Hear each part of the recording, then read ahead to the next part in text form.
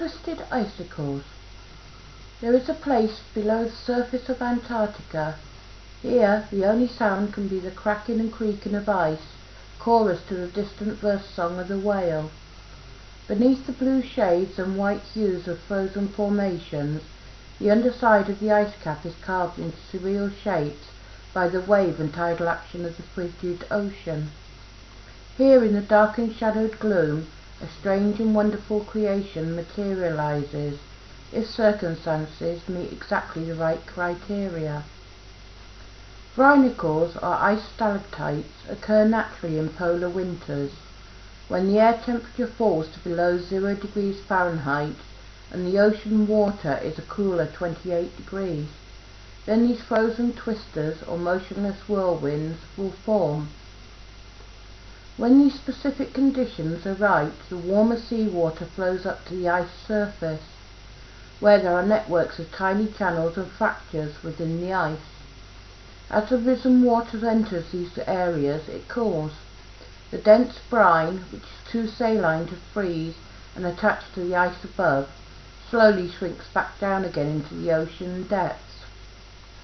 As it descends, it freezes the water surrounding it, causing a twisted plume, similar to a waterspout but in reverse, but moving in slow motion. The thick opaque spines showing a deeper richness of blue ice as it coils downwards, the outer edges, where the ice plume is thinner, almost wispy, it can become translucent white. As this glaciated helter-skelter forms, it can grow up to a foot an hour.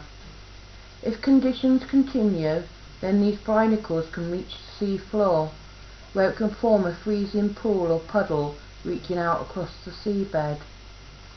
Unlike the cave stone stalactites or stalagmites, these icy formations are fragile, easily broken by currents or sea life like seals. These barnacles are slow moving, to freeze anything other than a few bottom dwellers like the sea stars. If the ice formation does get broken, or temperature conditions change, the barnacle stops forming. This dead or broken icy formation is often inhabited, becoming a new home for Antarctic fish.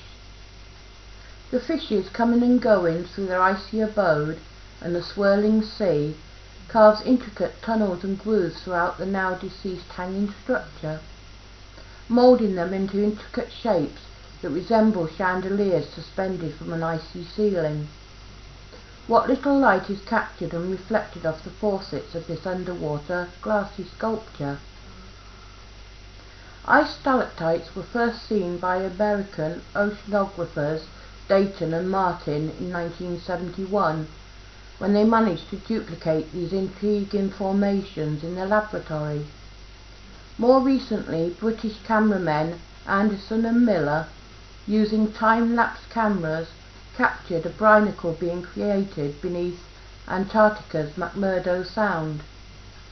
This interesting story I read in the National Geographic magazine and the frozenplanet.bbc/discovery by Tracey, May 2012.